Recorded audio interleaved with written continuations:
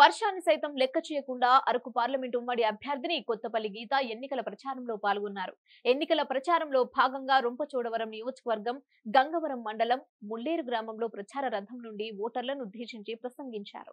గ్రామంలో రామలవారి గుడి ఆవరణలో మాట్లాడుతూ కూటమి పార్టీల నాయకులకు, కార్యకర్తలకు, ప్రజలకు శిరస్సు వంచి పాదాభివందనం చేస్తున్నానని తెలిపారు. అనకాపల్లిలో సోమవారం జరిగిన ప్రధాని బహిరంగ సభ వేదికపై ప్రధాని నరేంద్ర మోదీ తన గెలుపుకు మద్దతుగా తలపై చేయి పెట్టి మనస్ఫూర్తిగా ఆశీర్వదించారని అన్నారు. టీడీపీ అధినేత చంద్రబాబు కూడా నిండు సభలో తనను దీవించారని, స్వార్థ ప్రయోజనాల కోసం రాష్ట్ర ప్రజలను ప్రభుత్వం పూర్తిగా నిర్లక్ష్యం చేశారని ఆరోపించారు. ప్రతి చోటలాగే రొంపచోడవరంలో కూడా గంజాయి రాజ్యమేలుతోందని, గిరిజనుల మీద నిందలు వేస్తూ పెద్దవాళ్లు పబ్బం గడుపుకుంటున్నారని విమర్శలు చేశారు. త్వరలోనే రొంపచోడవరం ఏరియాలో పవన్ కళ్యాణ్ సభ పెట్టడానికి ప్రయత్నాలు చేస్తున్నామని, ప్రజలంతా సిద్ధంగా ఉండాలని అన్నారు. ఈ నియోజకవర్గంలో ఎంపీ, ఎమ్మెల్యే బ్యాలెట్ లో వరుస సంఖ్య 3 రావడం జరిగిందని, త్రిశూలం వలె 3 పార్టీలు కలిశాయని, ఓటర్లంతా బీజేపీ, టీడీపీ, జనసేన అభ్యర్థులు విజయానికి పాటుపడి కూటమికి ఓట్లేసి గెలిపించాలని అభ్యర్థించారు. లోకల్ కాన్స్టిట్యూన్సీలను 2-3 రోజులు టైం పెట్టు, అక్కడ ప్రజలందరికీ అర్థమయ్యేటట్టు చెప్పాలి. నేను పవన్ కళ్యాణ్ గారు సభ కూడా పెట్టడానికి ట్రై చేస్తున్నారు. పవన్ కళ్యాణ్ గారు వస్తారు, అనుకుంటున్నారు. కాబట్టి ఈ రోజు చూస్తే ఇక్కడ గ్రామంలో ఉన్న సమస్య చెప్తున్నారు. ఏలేరు కాలువ పంటలకి నీరు ఇవ్వకుండా ఆఫ్ చేసేసారని చెప్తున్నారు.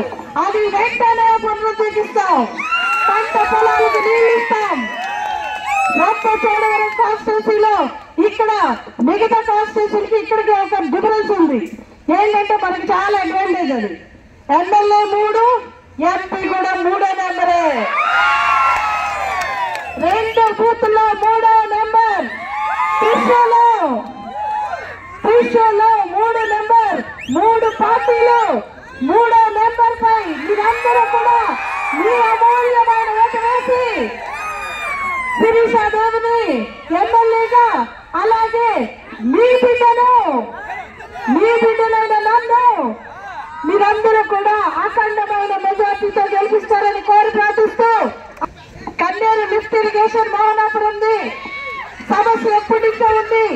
మేము 2014లో కూడా దాని గురించి మాట్లాడడం జరిగింది. కానీ 5 సంవత్సరాల్లో ఏమీ చేయలేని పరిస్థితి. కేవలం ప్రజలు మోసం చేశారు.